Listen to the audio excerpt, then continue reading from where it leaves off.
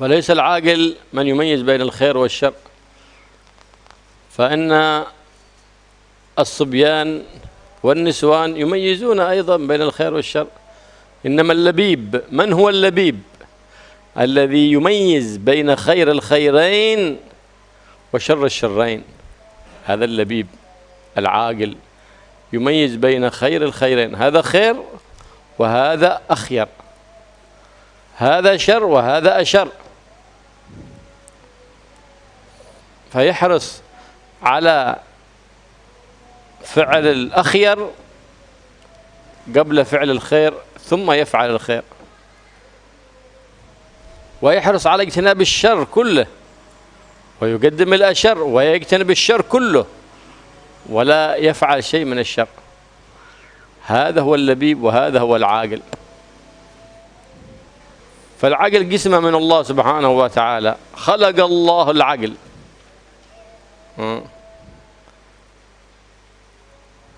فقال له اقبل فأقبل، وقال له ادبر فأدبر، فكلما أمره بأمر امتثل، فلهذا كرمه الله وكرم به بني آدم في قوله تعالى ولقد كرمنا بني آدم. بماذا كرمهم الله؟ بالعقل. كرمهم الله بالعقل. عندما خلق الله هذا العقل أودعه في ابن آدم وجعل قسمه 10 أعشار، 9 أعشار من العقل جعلها للنبي محمد صلى الله عليه وسلم، وعشر قسمه على باقي الأمة. فالنبي محمد صلى الله عليه وسلم هو أعقل العاقلين وهو سيد العارفين بالله سبحانه وتعالى. فهذا العقل نعمة من الله سبحانه وتعالى وموهبة من الله سبحانه وتعالى، فهذا قسم يقسمها الله سبحانه وتعالى على عباده، كما قسم لهم الأرزاق قسم العقول بين عباده، وكله بفضل من الله ومنه. كل ذلك بفضل من الله ومنه سبحانه وتعالى. فإذا العقل منه ما هو وهبي ومنه ما هو كسبي، فالوهبي الذي خلقه الله سبحانه وتعالى في ذلك العبد، والكسبي هو الذي اكتسبه العبد بالتجربة وخبرته في الحياة. عندما يخرج الإنسان من المعهد أو من الجامعة، الآن بدأت التعليم بدأ ولم ينتهي كما يعتقد بعض الناس أنه إذا خرج من المعهد انتهى التعليم. لا، ابتدأ التعليم عاد ولا، لأنك دخلت في مدرسة الحياة، وما تتعلمه في مدرسة الحياة هو أكثر مما تعلمته في المعهد. إنما وظيفة المشايخ في المعاهد أن يطرحوا القواعد والأساسات المتينة، ثم بعد ذلك هذا الطالب إذا خرج في حياته وأسس أسرة وأسس مدرسة وأسس مجلس تعليم يبني على ذلك الأساس، فيكون بناؤه على أساس متين. وهذه هي وظيفة المشايخ العاقلين الذين يربون طلبتهم وأولادهم بصغار العلم قبل كباره، وهؤلاء هم يقال لهم العلماء الربانيون، يربون بصغار العلم قبل كباره. وأما الذي يعلم الناس بكيف شاء ومتى ما شاء وبأي كيفية شاء، فربما تكلم في مسائل طرحته في أنجس الأماكن لا يتنجس ولا يتغير، لأنه على أساس متين. بل إذا دخل قرية أو ديسة أو بلد أثر في غيره الخير ولم يتأثر بغيره من الشر. هكذا كان السلف الصالح عندما سافروا إلى إندونيسيا جاءوا بالعلم الغزير والقول والرأي السديد، بعد أن تأسسوا على أيدي مشايخ أسسوهم على جبل لا يتزحزح. سافروا واهتدى على أيديهم خلق كثير، فلم يدخلوا بالإسلام فقط، بل دخلوا بروح الدين ونشروا روح الدين والمحبة، حتى صار الشعب كله يقالوا شعب اندونيسيا شعب المحبين. حتى جاءتهم العقيدة الزائغة هذه، العقيدة التكفيرية والعقيدات الزوائغة، هذا غيرتهم الآن في هذا الزمان. القليل منهم والكثير باقي على حاله. لكن لو نظرنا إلى ما قبل هذا، أن تدخل هذه العقيدة الزائغة إلى هذه البلاد، وقبل أن تدخل أفكار الليبرالية والعلمانية وأفكار التكفيريين والمتطرفين، لو نظرنا إلى هذا لوجدنا هذا الشعب كيف هذا أدخلوا الإسلام؟ لا، لما يدخلوا الإسلام فحسب، بل أدخلوا الإسلام وربوا جيل كامل على محبة الله ومحبة رسوله ومحبة أهل بيته وأصحابه. وهذا قليل ما تجده في شعب من الشعوب. فالله يحفظ على اندونيسيا عقيدتها، ويحفظ على اندونيسيا مذهبها، ويحفظها من كيد الكائدين ومن أذية المؤذين ومن أولئك المتطرفين، ويحفظ علينا وعليكم دين الإسلام والإيمان، ويحيينا مؤمنين ويتوفانا مؤمنين مصدقين محبين للنبي محمد متبعين له في الأقوال والأفعال يا رب العالمين.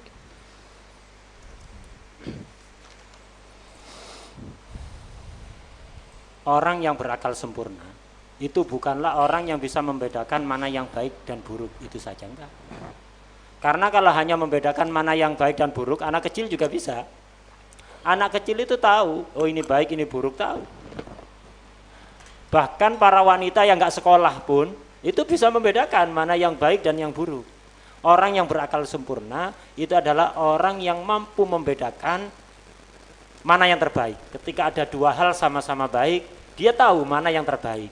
Sehingga ketika dia mau melakukan sesuatu, melakukan yang terbaik sebelum melakukan yang baik yang ada di tingkatan kedua, di level kedua. Itulah orang yang berakal sempurna. Orang yang berakal sempurna adalah orang yang bisa membedakan mana hal yang terburuk. Ketika ada dua hal sama-sama jelek, sama-sama buruk, dia harus menjauhi dua-duanya. Nah, orang yang berakal akan mendahulukan yang terburuk, itu yang dijauhi dulu. Baru setelah ini dijauhi, satunya lagi yang buruk yang ada di level kedua itu dijauhi. Nah, ini orang yang berakal. Kalau hanya sekedar membedakan baik dan buruk, anak kecil juga bisa. Orang yang nggak berpendidikan sekalipun bisa. Itu. Nah, tapi yang dikatakan berakal yaitu tadi. Dalam bahasa Arab disebut al-labib. Orang yang akalnya sempurna. Itu bisa membedakan dua hal yang terbaik dan dua hal yang terburuk. Akal ini merupakan sudah, kata orang Jawa itu pandum dari Allah sudah. Jadi ya sudah ditakar oleh Allah untuk setiap orang. Karena itu apa? Kadang-kadang kita melihat orang ini akalnya sempurna, orang ini akalnya kurang. Ya sudah, itu sudah takaran yang ditentukan oleh Allah. Cuman sebagaimana kemarin sudah diterangkan, akal itu ada dua macam. Ada akal yang memang asli pemberian dari Allah, sejak kecil dia memang sudah punya akal yang luar biasa. Ada akal yang bisa kita peroleh dengan upaya, dengan latihan. Ketika kita hidup bermasyarakat, nah, itu kita bisa mengasah akal kita, mengasah otak kita. Nah, karena itu santri yang baru lulus dari pondok atau lulus dari kuliah, lulus dari sekolah, perlu Anda sadari, ketika Anda lulus kemudian hidup bersama masyarakat, itu Anda baru belajar. Jangan pernah meyakini Anda sudah menghatamkan ilmu. Lulus dari pondok, di pondok manapun, atau dari kuliah, di kampus manapun. Ketika Anda lulus, itu berarti Anda mulai untuk belajar yang sebenarnya. Jangan pernah meyakini berarti Anda sudah menjadi orang hebat, tidak mau belajar lagi. Tidak, sekarang permulaan bagi Anda untuk belajar yang sebenarnya. Belajar dari apa? Pondok kehidupan, kampus kehidupan. Itu Anda berarti mulai dari nol. Tugas para masyayikh yang ada di pondok pesantren, ada di kampus-kampus, itu hanyalah meletakkan pondasi. Jadi para masyayikh itu tugasnya adalah meletakkan pondasi. Setelah itu untuk membangun ya tugas murid itu sendiri ketika sudah hidup di masyarakat.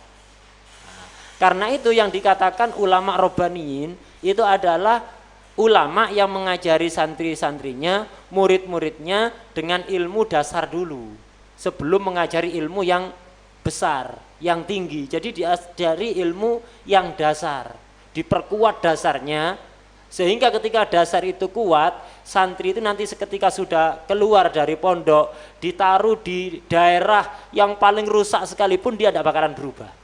Karena apa? Pondasinya kokoh.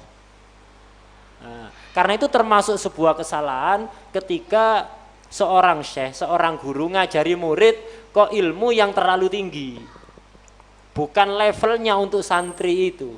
Lah ini nggak bakalan membuahkan hasil yang maksimal, tidak. Mungkin ada faedahnya, iya. Ada faedah yang didapat dengan dia belajar di situ, cuman kurang maksimal. Kalau kepingin hasil maksimal, pondasi harus diperkuat.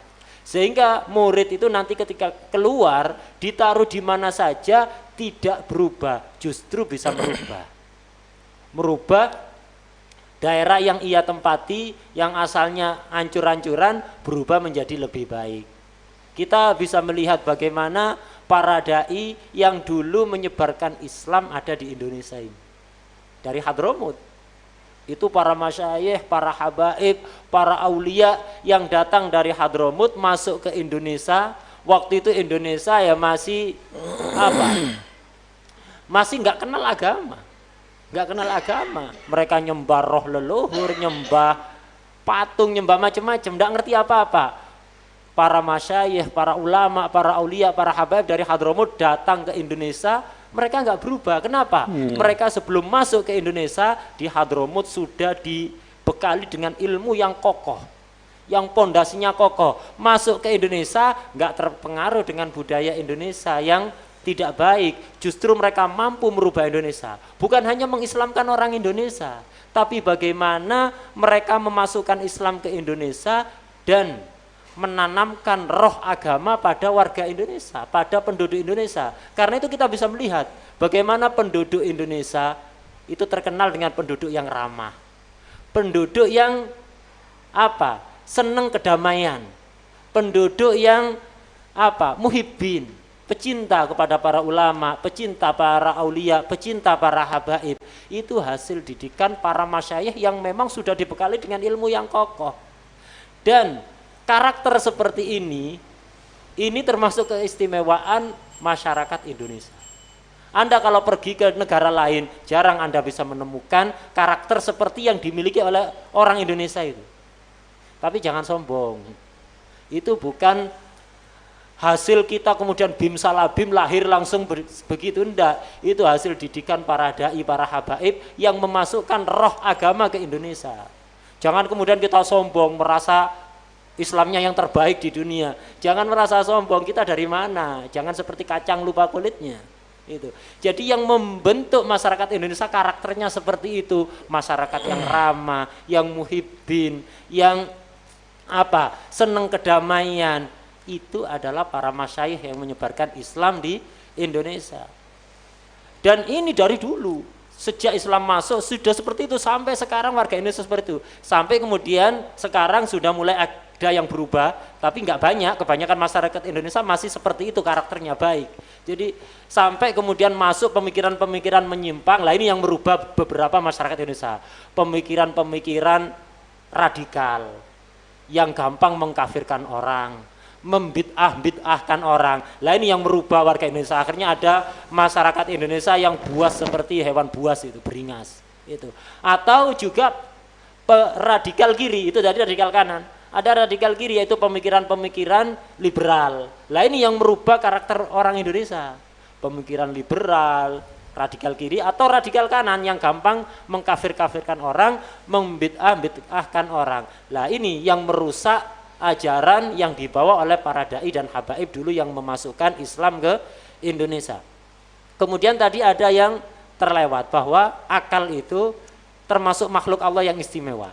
Kenapa? Ketika akal itu diciptakan oleh Allah, kemudian disuruh-suruh oleh Allah selalu nurut. Akal ketika diciptakan oleh Allah disuruh, ayo menghadap, dia menghadap, ayo pergi, dia pergi, disuruh apapun nurut. Akhirnya akal ini dijadikan makhluk yang mulia dan diletakkan pada manusia pada makhluk yang mulia, yaitu manusia, sebagaimana firman Allah, walaqad karramna bani Adam, dan sungguh betul-betul telah aku muliakan manusia. Manusia dimuliakan oleh Allah, diistimewakan oleh Allah dengan apa? Dengan akal. Karena akal lah manusia menjadi istimewa. Dan akal itu sebenarnya akal itu sangat besar, yang 90% dikasihkan ke Nabi. Karena itu Nabi ini tidak bisa dibandingkan dengan siapapun. Karena itu bodoh sekali kalau kita ngambil pendapat orang berbeda dengan ajaran Nabi. Bodoh sekali itu. Akal yang sempurna 100%, ini 90%-nya dikasihkan ke Nabi oleh Allah. Yang 10% dibagi orang seluruh dunia ini. Sampai nanti kiamat itu. Jadi sehebat apapun orang yang ada di zaman sekarang atau di zaman dulu selain Nabi, akalnya cuma berapa persen? Mungkin 0, jadi akal yang 100%, 90%-nya dikasihkan ke Nabi. Jadi yang lain itu jatah 10% keroyokan itu. Nah, dan akal ini adalah nikmat dari Allah yang sangat luar biasa. Kemudian tadi beliau juga berdoa semoga Allah terus berkenan menjaga warga Indonesia ini, masyarakat Indonesia seperti karakter yang sudah dulu ditanamkan oleh para dai, para habaib yang memasukkan ini, biar warga Indonesia ini gak berubah.